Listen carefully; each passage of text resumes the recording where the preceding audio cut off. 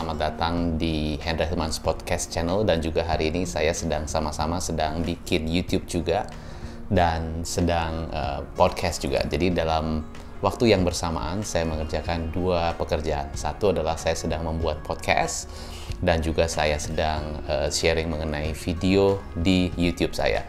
So, hari ini saya bikin podcast, saya juga sharing di YouTube ya. Jadi bagi Anda yang pertama kali baru nonton channel saya di YouTube ya, Anda boleh nonton dulu, lalu Anda bisa komen di bawah dan bisa subscribe, jangan lupa, dan share ke teman-teman ya. Nah, hari ini saya akan membahas mengenai topik, yaitu bagaimana kita sebagai pemilik bisnis fokusnya kemana. Apakah menciptakan pasar atau menciptakan market, atau kita memasuki market?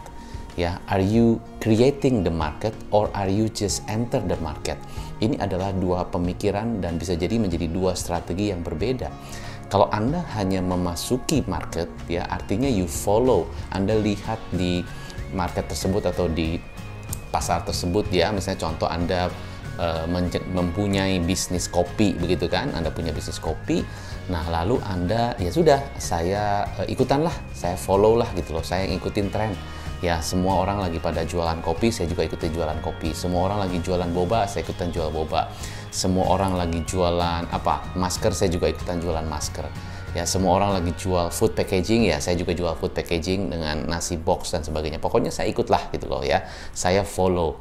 Nah, tapi ada pemikiran pemilik bisnis yang saya tidak mau hanya follow, saya mau menciptakan sesuatu yang menjadi tren, yang menjadi satu pionir. Bisa jadi itu viral, karena bisa jadi mungkin belum ada, orang belum tahu gitu ya. Tapi saya dengan menciptakan ini, orang jadi lebih, oh ya ternyata ada sesuatu yang baru ya. Nah, ini yang saya harus pikirkan. Jadi ada dua pemikiran. Anda bisa berpikir saya follow saja, follow me product gitu ya. Tapi mungkin Anda punya perbedaan sedikit-sedikit ya. Atau Anda benar-benar menciptakan pasar baru, menciptakan bisnis baru yang betul-betul tidak ada tadinya. Tapi dengan ada satu terobosan baru, akhirnya ada. Ya, contohnya apa? Contohnya salah satunya yang sukses sekarang dan masih betul-betul menjadi satu bisnis yang luar biasa bagus ya, dan tren bisnisnya naik terus, yaitu adalah iPad. Pada saat Steve Jobs menciptakan iPad. iPad itu gabungan antara laptop dan handphone dan smartphone ya. Jadi digabungkan. Jadi apa? Jadi iPad. Nah, itu luar biasa bagus sekali. Ternyata belum pernah ada tuh alat seperti itu ya, tools seperti itu. Sehingga orang sekarang wow, sudah banyak variasinya ya, iPad mini dan sebagainya. Tapi intinya adalah sesuatu yang baru. Nah, di Indonesia juga banyak orang-orang yang sudah menciptakan satu create sesuatu yang baru yang ternyata belum ada dulunya, tapi sekarang sudah ada. Ya, di Bandung salah satunya ya, dulu belum ada tuh satu arena atau satu tempat wisata yang betul-betul seperti kayak di mana di Jepang atau di Korea gitu ya. Dia menciptakan suatu wahana wisata yang tadinya belum pernah ada. Nah, itu sesuatu yang tercipta karena penciptaan, creation ya, bukan karena follow. Ya, orang terinspirasi boleh dari Disneyland, terinspirasi boleh dari Universal Studio, tapi dia menciptakan sesuatu wahana wisata, tempat wisata di Bandung yang beda, belum pernah ada. Nah, itu sesuatu penciptaan atau creation. Jadi, Anda harusnya berpikirnya, nah ini balik lagi kepada bisnis Anda bisa jadi creator atau Anda cuma jadi follower. Balik lagi, Anda bisa jadi creator atau follower. Nah, saya sih lebih menganut konsep saya yang menciptakan. Karena apa? Karena buat saya follow itu ya itu bagus ya. Tapi kalau Anda follow, bisa jadi ya mungkin orang tetap bisa stick di bisnis Anda. Kalau Anda minimal di top 3 ya, di top 3 brand. Misalnya Anda bisnisnya apa deh? Macam-macam lah ya. Kalau Anda misalnya di bisnis makanan gitu, ataupun di bisnis air minum gitu ya, Anda follow, Anda mengikuti orang lain bikin air mineral, Anda bikin air mineral ya. Coba kita lihat ya. Kalau Anda pengen sustain bisnisnya, biasanya fokusnya orang kan kepada top 3 atau top 5 lah. Air mineral nomor 1 apa? Ya Aqua. Nomor 2 ya apa? Brand lain. Nomor 3 apa? Brand lain. Nah, intinya adalah 1, 2, 3, 4, 5. Itu aja. Jadi kalau Anda tidak bisa bermain di 5 besar, Anda akan ketinggalan. Itu menurut belief saya. Bisa jadi Anda berbeda. Tapi menurut belief saya adalah kalau kita cuma follow bisnis lain ya, paling-paling kita bisa bertahan sih. Tapi minimal kita harus challenge-nya. Kita minimal mesti masuk di top 5. Top of mind di 5 besar. Itu pemikiran saya, belief saya seperti itu. Anda bisa jadi punya belief yang berbeda. Tapi kalau belief saya ada, kalau kita cuma bisa follow, berarti minimal saya harus masuk ke 5 besar. Itu aja challenge-nya. Ya kalau Anda masih di bawah 5 besar, berarti Anda harus mengejar supaya masuk ke 5 besar. Syukur-syukur bisa jadi top 3, ya 3 besar, itu keren banget. Nah, tapi kalau kita kita menciptakan sesuatu yang baru, nah kita nomor 1 langsung. Kita jadi top 1, number 1 gitu ya. Seperti pada pertama kali ini saya cerita aja ya, sharing pengalaman sendiri ya, bahwa coach jangan cuma asal ngomong dong, coach sendiri action nggak? Saya sudah melakukan, makanya saya tahu dan saya benar-benar pengalaman seperti ini gitu kan. Saya menciptakan istilah atau pionir bisnis coaching ini di Jawa Barat waktu itu. Ya di Jawa Barat belum ada tuh istilah coaching, bisnis coach. Jadi saya yang pertama kali mempopulerkan istilah bisnis coach. Dan itu saya menciptakan pasar. Orang-orang zaman itu taunya itu sekitar ya 10 tahun yang lalu lah ya, 2011 begitu. Orang-orang belum pada seperti sekarang semuanya banyak istilah coaching, tapi awal-awal orang lebih kenal istilah consultant. Tapi saya yang mempopulerkan pertama kali itu, mempionirkan itu istilah coaching business. Ya, jadi itu salah satu yang sudah saya lakukan juga. Dan banyak ada beberapa hal lagi yang sudah saya menciptakan sesuatu hal yang menciptakan pasar. Saya salah satunya waktu sebelum saya jadi business coach, saya menciptakan pasar jualan coklat di toko sepeda. Saya menciptakan pasar jualan coklat di toko emas. Ya, kalau kita lihat orang-orang yang datang ke toko emas itu biasanya pengen beli emas, perhiasan gitu ya. Ini saya bisa jualan coklat di sana. Berarti saya menciptakan pasar di situ. Di toko sepeda saya menciptakan pasar, orang jadi beli coklat di toko sepeda. Padahal kalau orang datang ke toko sepeda kan mau urusan sepeda kan, nggak ada urusan beli coklat. Tapi saya bisa menciptakan itu. Nah, saya lebih penganut yang menciptakan. I'm a creator. Gitu. Saya juga ada beberapa bisnis juga yang saya create ya untuk khusus menciptakan pasar. Salah satu bisnis yang saya sedang juga jalanin bersama partner saya, ya saya menciptakan pasar di mana saya bisa kirim atau supply barang-barang ke Hong Kong ya, dan saya menciptakan beberapa produk-produk baru yang saya cari di Indonesia, dan ternyata di sana ada pasar baru yang ternyata wow di sana belum ada. Ya salah satunya snack dan beberapa kerupuk-kerupuk yang saya cari gitu loh. Dan kita punya vendor-vendor yang keren-keren banget ya dan kreatif banget, karena di Indonesia saya percaya banyak perusahaan-perusahaan atau bisnis-bisnis yang kreatif sekali. Nah saya ternyata dapat produk tersebut dan saya jual di Hong Kong, itu jadi keren karena di sana belum ada produk itu. Saya menciptakan pasar. Ya itu contoh sederhana. Berarti saya juga sudah melakukan. Saya hanya ingin sharing kepada Anda begitu. Jadi saya tidak hanya follow ya. Saya terinspirasi dengan bisnis-bisnis yang keren, saya terinspirasi. Tapi saya bisa menciptakan sesuatu pasar baru ya. Di YouTube salah satunya. Ini juga dulu saya memulai ini. Sekarang sih udah banyak banget YouTuber yang sharing tentang bisnis.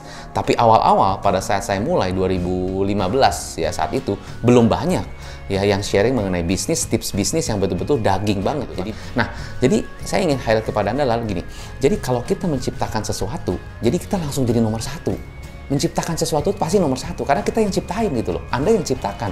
Ya banyak juga sekarang bisnis-bisnis yang salah satu contoh keren lagi ya, yang saya juga lihat dan saya juga amati adalah salah satu bisnis startup ya. Dia bergerak di bidang kopi dan dia kopi online, kopi yang langsung di-deliver ke rumah-rumah gitu kan. Ternyata orang itu tren minum kopi. Biasanya kan kalau orang minum kopi kan di rumah ya tinggal seduh sendiri, tinggal bikin sendiri. Tapi ternyata sekarang orang juga ada keinginan untuk kopinya dikirim ke rumah. Itu ada sesuatu sensasi tersendiri gitu kan dengan rasa dan sebagainya. Ya pokoknya itulah. Nah ternyata itu berhasil juga. Nah perusahaan startup ini menjadi salah satu perusahaan yang pionir, yang tren dan jadi viral tentunya karena dia ciptain sesuatu.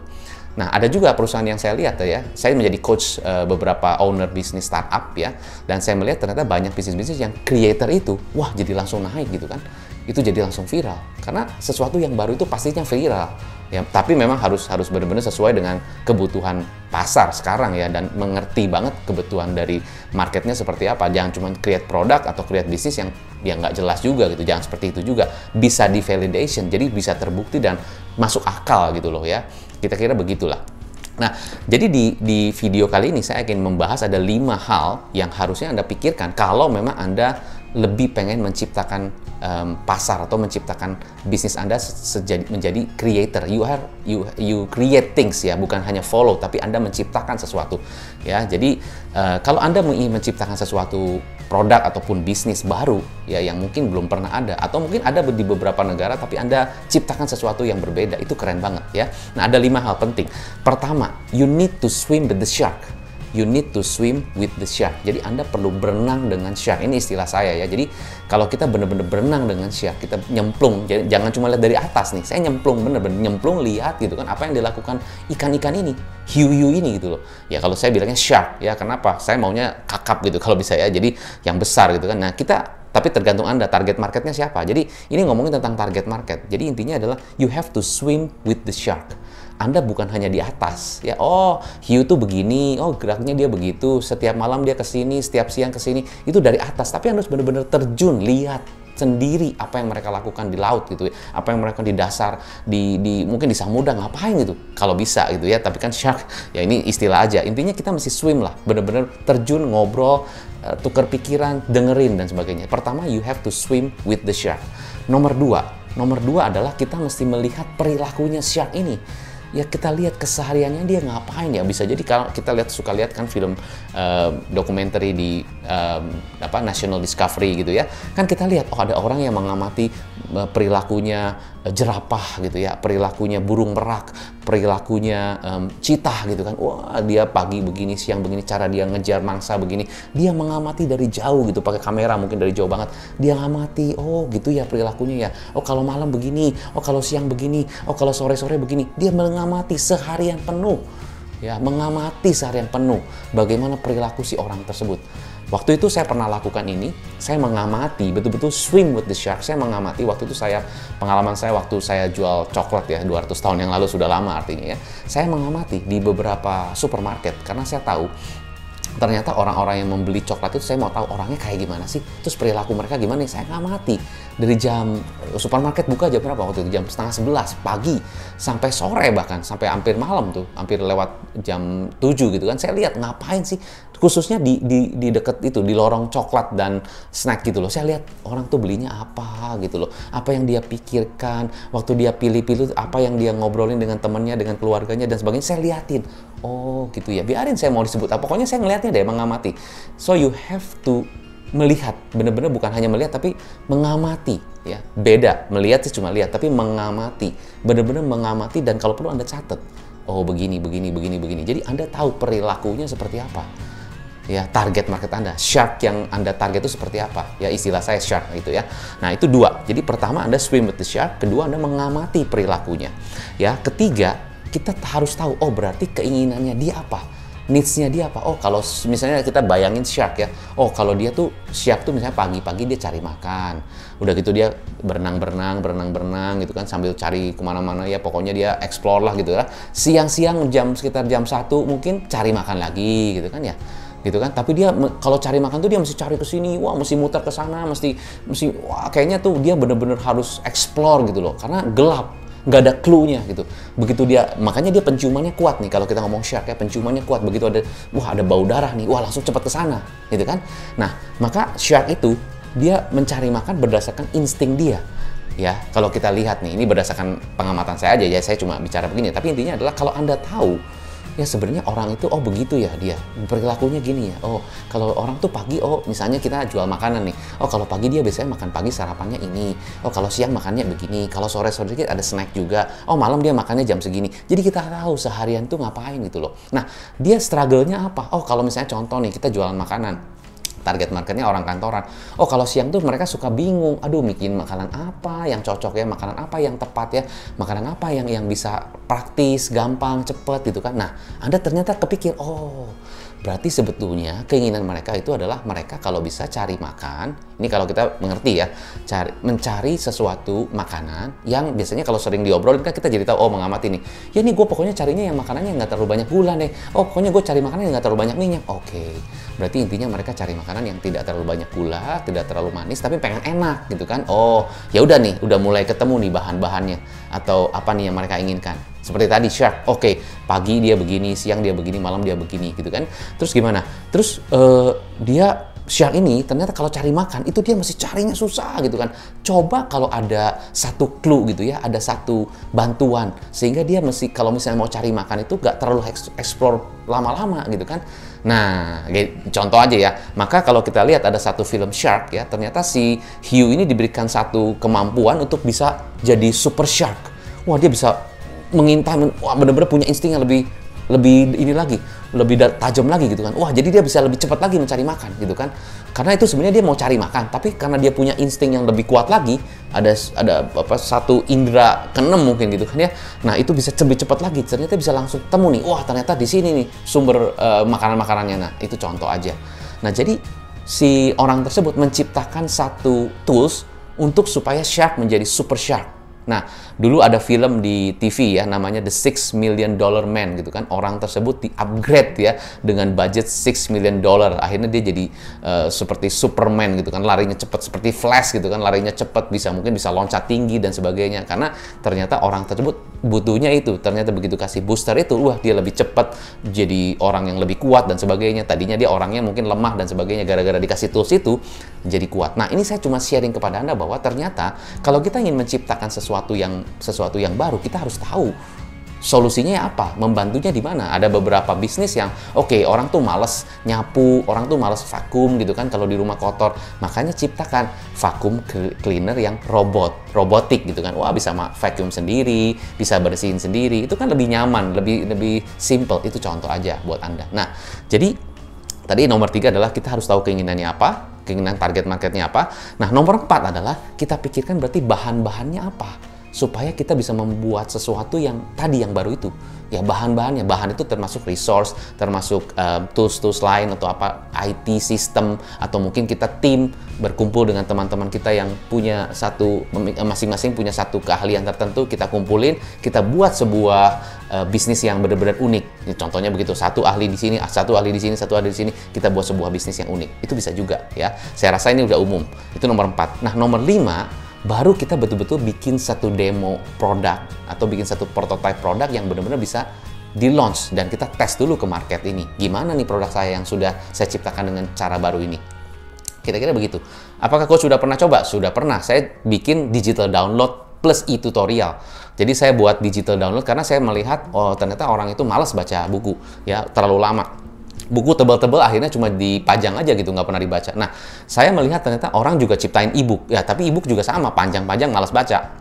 Gitu ya. Maka saya menciptakan satu digital download, ya, yang apa? Yang bukan hanya cuma baca sih udah malas. Satu, udah malas baca. Udah gitu kan waktu lama. Kedua, ya orang di e-book juga ya mungkin malas bacaan. Makanya saya buat orang tuh lebih seneng nonton ternyata setelah saya amati. Ya, lebih seneng nonton, lebih seneng dengerin. Maka saya buat e-tutorial dengan video tutorial yang saya bicara sendiri. Plus ada PowerPoint slide-nya. Nah, itu lebih memudahkan. Satu, lebih praktis. Kedua, lebih cepat. Ketiga, orang lebih gampang nangkep. Nah, jadi 3 keuntungan, 3 in 1.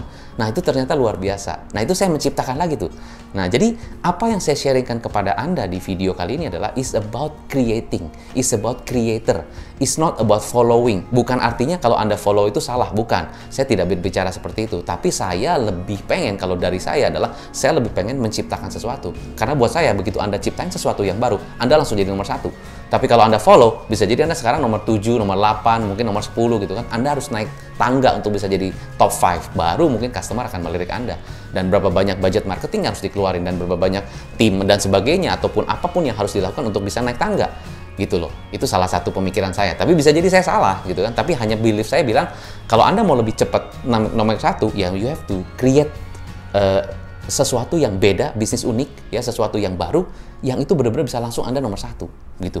Itu pemikiran saya. So, kesimpulan buat Anda begini. Jadi, pilihan Anda, apakah Anda mau jadi creator atau Anda mau jadi follower? Ya, tergantung bisnis Anda. Coach, kalau saya sekarang udah punya bisnis tanggung, saya udah jadi follower gimana? Ya, coba Anda pikirkan. Anda follower, nah follower kemana arahnya? Ya pastinya harus Anda naik tangga terus kan, menjadi top 5 gitu kalau bisa. Atau kalau pilihan lainnya, kalau udah follower, ya Anda harus ciptakan kolam Anda sendiri supaya Anda punya customer-customer yang lebih loyal dan die hard fan untuk bisnis Anda. Sehingga Anda tidak terlalu tergantung dengan customer-customer yang memilih produk-produk lain, dan Anda bisa keluar dari perang harga karena Anda punya kolam sendiri. Ya itu bisa begitu. Anda ciptakan tribe sendiri, kolam sendiri, boleh gitu kan. Itu pilihannya kalau Anda sudah terlanjur follow. Tapi kalau Anda masih belum jelas nih follow atau gimana, atau Anda sudah ada beberapa yang follow tapi saya pengen ciptain sesuatu, itu lebih keren lagi. Karena begitu Anda ciptakan sesuatu, itu langsung jadi viral. Apalagi zaman sekarang media itu cepat banget gitu kan ya. Begitu Anda ciptakan sesuatu yang baru dan benar-benar praktis, benar-benar nyaman dan cocok buat kebutuhan market, itu langsung naik gitu loh. banyak banget media-media bisa langsung datang ke Anda gitu kan. Itu langsung semuanya datang dan langsung pada waktu dengan jangka waktu yang sangat singkat Anda langsung bisa viral. Nah, semuanya ada di Anda, pilihannya ada di Anda. Tapi saran saya ya, Anda coba berpikir dulu, coba lihat pros and cons-nya, positif dan negatifnya. Ya, kalau perlu nonton lagi video ini supaya Anda mendapatkan benar-benar gambaran yang lebih jelas mengenai apa yang harus Anda lakukan di dalam bisnis Anda saat ini. So, semoga bisa bermanfaat buat Anda selalu. Saya Coach Hendra Hilman, sukses selalu, salam pengusaha.